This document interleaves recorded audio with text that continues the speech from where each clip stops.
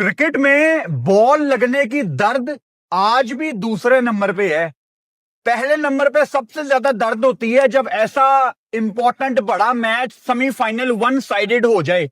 South Africa, इससे अच्छा यार आप ना ही आते सेमीफाइनल में। मेरे ख्याल से टूर्नामेंट में सबसे ज्यादा गंदी कप्तानी अगर किसी ने की है तो उसकी ट्रॉफी आप मार्करम को दे दें। इतनी गलतियां मैं आपके सामने आज ब्रेक डाउन करूंगा साउथ अफ्रीका की। मतलब क्या ये वही साउथ अफ्रीका की टीम थी जो अभी तक इस वर्ल्ड कप में कोई मैच नहीं हारी थी, जिनको रेड हॉट फेवरेट कहा जा रहा था? शायद अगर इंडिया कल क्वालिफाई कर गई तो फिर भी लोग ये बात कर रहे थे कि साउथ अफ्रीका इंडिया को भी दोबारा हरा देगी। लेकिन ये साउथ अफ्रीका की टीम, अगर इनको चोकर्स कहा जाता है तो शायद वो वर्ड इन पे ही सूट करता है। मतलब आपने ओखे सोखे होके स्टर्ब्स और मार्को येंसन की पार्टनरशिप की बदौलत 170 बोर्ड पे लगा दिया। थोड़ा सा आपको मैंने चांस दिया मिड इनिंग्स में कि आपको थोड़ी सी एक फाइट शायद नजर आए।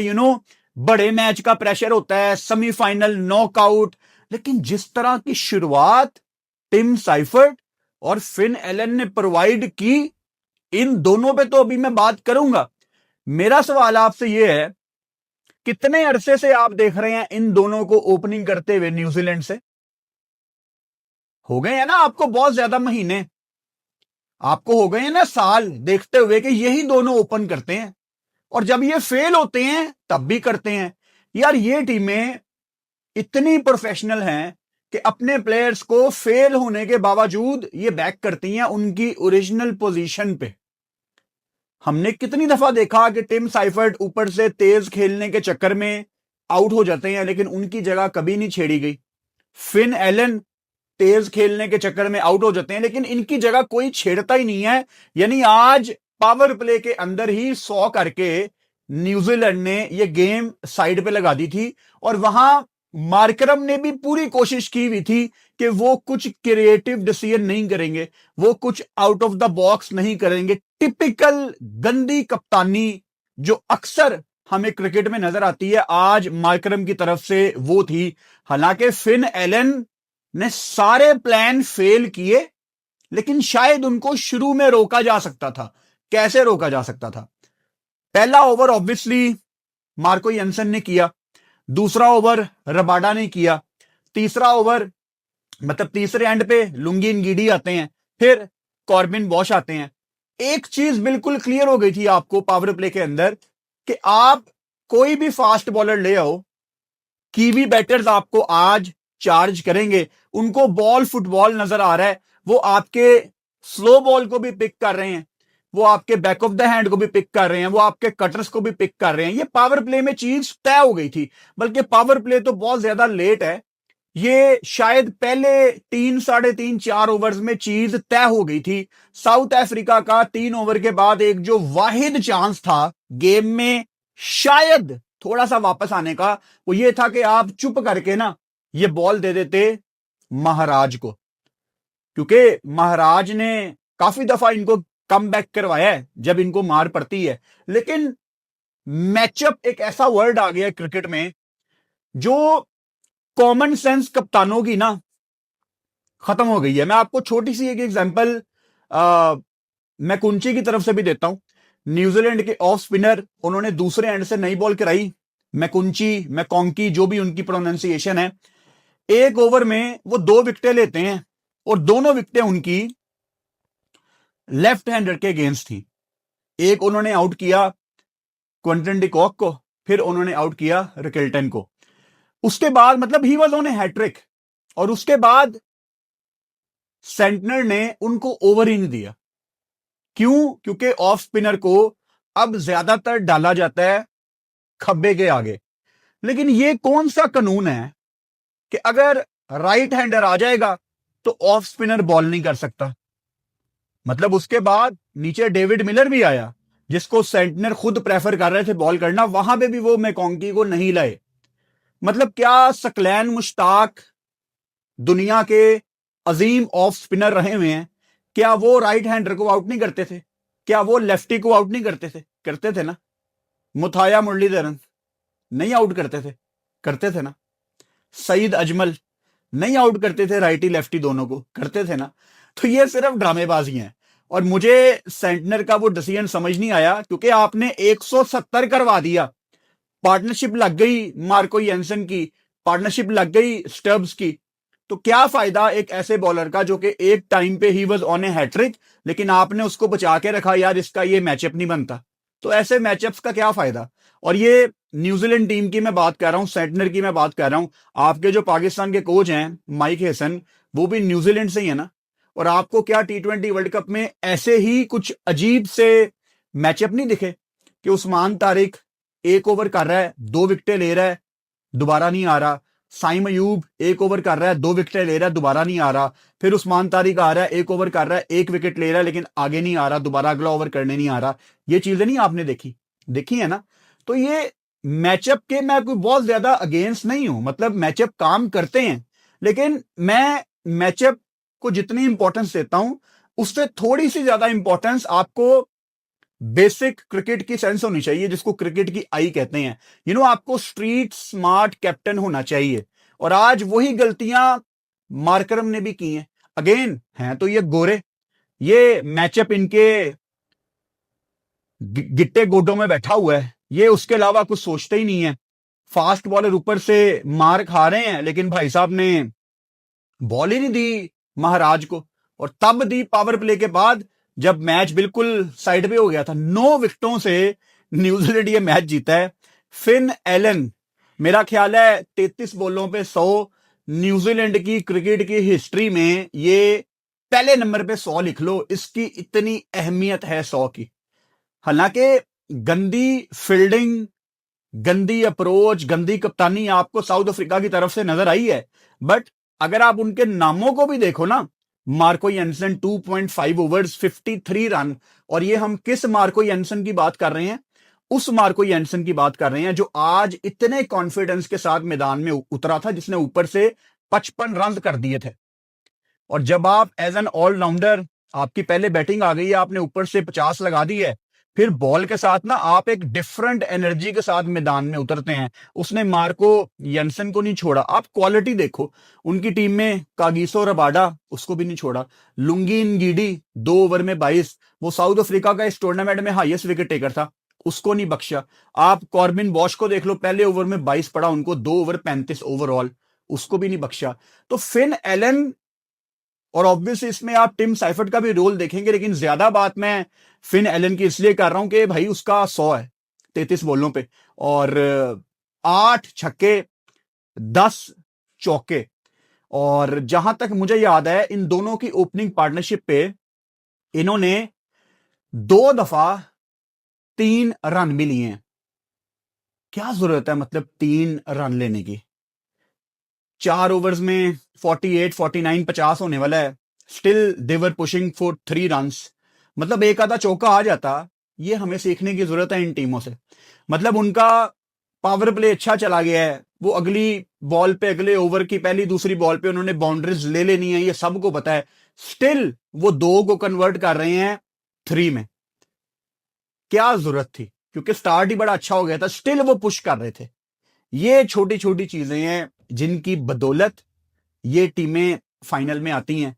ये प्रोफेशनलिज्म होती है कि वो लाइट नहीं लेते। थोड़ा सा शुरू से शुरू करते हैं इस गेम को ब्रेक डाउन करने के लिए। आप भी कहेंगे यार इतने मिनट के बाद ये शुरू से शुरू कर देता है, लेकिन हमारा तरीकाकार ही है। अच्छा, इस विकेट पे न्यूजीलैंड ने टॉस जीतकर पहले बॉलिंग का फैसला किया था, जो कि हर लिहाज से ठीक फैसला था।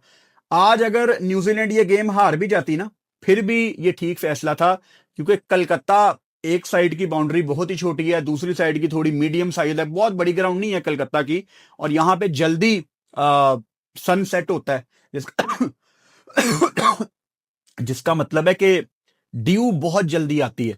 और जब ड्यू जल्दी आती है तो आपकी कोशिश होती है कि आप यहां पे पहले बॉलिंग करें और बाद में आप बल्लेबाजी करें। उस दिन हमने वेस्ट इंडीज को भी देखा, उनको भी इंडिया के खिलाफ इसी मैदान में कलकत्ता में बड़ी मुश्किल हुई थी, दूसरे एंड में अच्छी खासी ड्यू आ गई थी। तो टॉस का डिसीजन बेहतरीन था। ऊपर से शुरुआत न्यूजीलैंड को ऑब्वियसली बड़ी अच्छी मिल गई, क्विंटन डिकॉक पहली विकेट थे, एंड ऑब्वियसली क्विंटन डिकॉक की जब आपको विकेट मिल जाती है ना, तो फिर आप थोड़ा सा चढ़ते हैं साउथ अफ्रीका के ऊपर, बिकॉज इंटरनेशनल क्रिकेट में आपको दोबारा से दिखना शुरू हुए हैं, बॉल अच्छी मिडल भी हो रही है। आज ऑब्वियसली एक छक्का एक चौका, बॉल मिडल भी हो रही थी, लेकिन आप मैकॉन्की भाई की तारीफ करें जिन्होंने आउट किया, फर्गसन ने कैच पकड़ा, फिर रिकेल्टन आते हैं 1 डाउन, जिनको हम ओपन करते हुए देखते हैं, 2 बॉलों पे 2 विकेटें। सो न्यूजीलैंड ने ऊपर से ऑब्वियसली स्टार्ट बहुत अच्छा लिया था, स्पेशली जब मैकॉन्की वाज ऑन ए हैट्रिक, तो हमें ऐसा ही लग रहा था कि साउथ अफ्रीका चोक करेगी, और थोड़ा सा रीबिल्ड होता था और फिर एक आधी कोई विकेट आ जाती थी। नीचे ब्रेविस और डेविड मिलर के आउट होने के बाद वहां पे तो कमर ही टूट गई थी। टू बी ऑनेस्ट, आपको ईमानदारी से बताऊं, मुझे तो ऐसा लग रहा था कि ये 100 भी नहीं करेंगे, क्योंकि 77 पे 5 आउट थे, और वहां पे फिर मैजिक क्रिएट होता है। वहां पे पार्टनरशिप लगती है स्टर्ब्स और मार्को येंसन की। स्टर्ब्स ने की है 29 और मार्को येंसन की आप जितनी तारीफ करें कम है। 5 छक्के 2 चौके, 30 बॉलों पे 55। अब आप ये ना देखें कि 30 बॉलों पे 55 कोई इतनी इंपैक्ट वाली नॉक नहीं है। अगर आपने एक एक बॉल देखी है, थोड़ा सा इंटेंट कम था, इतने ज्यादा लोगों ने ये मैच नहीं देखा क्योंकि सब कॉन्टिनेंट की टीम नहीं थी, लेकिन अगर आपने एक एक बॉल देखी है, आप मैच का कॉन्टेक्स्ट समझेंगे कि कितने अच्छे तरीके से मार्को येंसन ने अपनी शॉट्स खेली और रन्स निकलवाए। आसानी से मिले नहीं रन्स, करते कराते आखिर में ये 169 पे आ गए, 170 का टारगेट। और अगेन मेरा यहां पे गिला सेंटनर के साथ है कि यार एक बॉलर अगर हैट्रिक पे था, आप उसको बॉल नहीं दे रहे। मेरी समझ में ऐसे सैंपल साइज नहीं आते, सीधी सी बात है, ऐसा मैचअप मेरी समझ में नहीं आता। इनकी तरफ से सबसे अच्छी बॉलिंग अगर किसी ने की है तो आज दोबारा वो रचिन रविंद्रा ने की है, और रचिन रविंद्रा बैटिंग में ऑब्वियसली उनके 11 बॉलों पे 13 रन की इतनी कोई खास आज वैल्यू नहीं है, because it was Finn Allen show, लेकिन नोट आउट थे। ऑलराउंडर ऑब्वियसली हम उनको कहते हैं, ऑलराउंडर ही हैं रचिन रविंद्रा। आई विश के पाकिस्तान क्रिकेट टीम के पास कभी रचिन रविंद्रा जैसा प्लेयर आए। मैं लाइव बैठा हुआ था, मैं लाइव में भी यही बात कर रहा था, ऐसे प्लेयर्स हमारी क्रिकेट के लिए बहुत जरूरी हैं, रचिन रविंद्रा जैसे प्लेयर।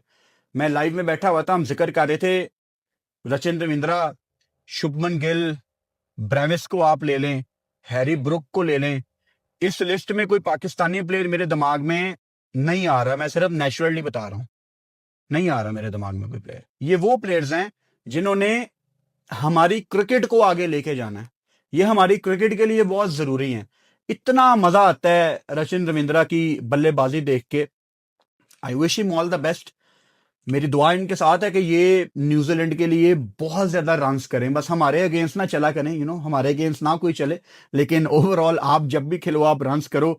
लेकिन यार पावर प्ले में ही ये तय हो गया था कि साउथ अफ्रीका नहीं ये मैच जीत सकती। बहुत ही माठी कप्तानी, कुछ डिफरेंट करने की कोशिश नहीं। पहला ओवर महाराज का ठीक गया था, I think he went for 7 runs, ठीक गया था पहला ओवर। वही अगर आप उसको पावर प्ले में करवा देते, शायद आपको अर्ली ऑन एक विकेट मिल जाती।